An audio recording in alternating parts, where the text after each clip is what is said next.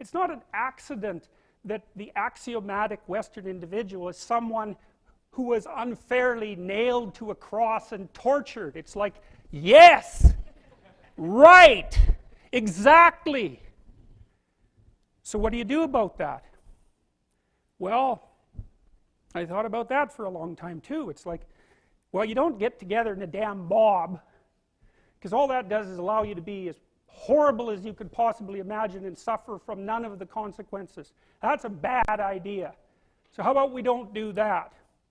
Well, there's a deep idea in the West too. It's like, pick up your damn suffering and bear it and try to be a good person so you don't make it worse.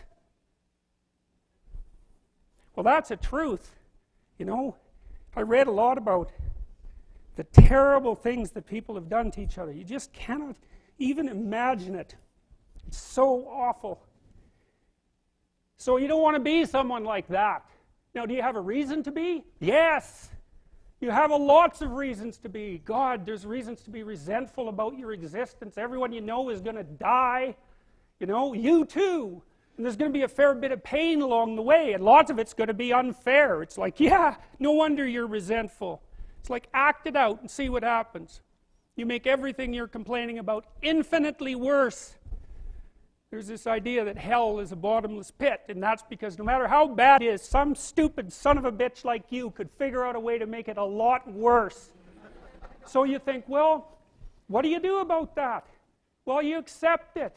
That's what life is like. It's suffering. That's what the religious people have always said. Life is suffering. Yes. Well, who wants to admit that? Well, just think about it. Well, so what do you do in the face of that suffering? Try to reduce it. Start with yourself. What good are you? Get yourself together for Christ's sake, so that when your father dies, you're not whining away in a corner, and you can help plan the funeral, and you can stand up solidly so that people can rely on you. That's better. Don't be a damn victim. Of course you're a victim. Jesus, obviously. Put yourself together. And then maybe if you put yourself together, you know how to do that. You know what's wrong with you, if you'll admit it. You know there's a few things you could like polish up a little bit, that you might even be able to manage in your insufficient present condition. And so you might shine yourself up a little bit, and then your eyes will be a little more open, then you can shine yourself up a little bit more, and then maybe you could bring your family together instead of having them be the hateful, spiteful, neurotic, infighting batch that you're like doomed to spend Christmas with. So then you fix yourself up a little bit, kind of humbly, because, you know, God, you're a fixer-upper if there ever was one. And then you got to figure out, well, can you figure out how to make peace with your idiot brother? And probably not, because he's just as dumb as you, so how the hell are you going to manage that? And so then maybe you get somewhere that way, and your family's sort of functioning, and you find out, well, that kind of relieved a little bit of suffering, although it reduced the opportunities for spiteful revenge, and that's kind of a pain in the neck. And so then you get your family together a little bit, and you're a little clued in then, at least a bit, because you've done something difficult that's actually difficult. You're a little wiser, and so then maybe you could put a tentative finger out beyond the family and try to change some little thing without wrecking it. It's like, our society is complex, and we teach our students that they could just fix it. It's like, go fix a military helicopter and see how far you get with that. It's like, what are you going to do? You're like a chimp with a wrench. Whack! Oh, look, it's better. It's like, no, it's not better. Things are complicated, and to fix things is really hard.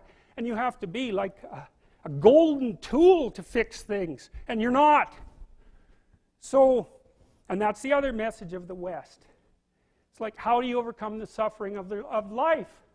And I'm not saying it's only the message of the West. How do you overcome the suffering of life? Is be a better person. That's how you do it. Well, that's hard. It takes responsibility. And I think, you know, if you said to someone, you want to have a meaningful life? Everything you do matters. That's the definition of a meaningful life. But everything you do matters. So you're going to have to carry that with you.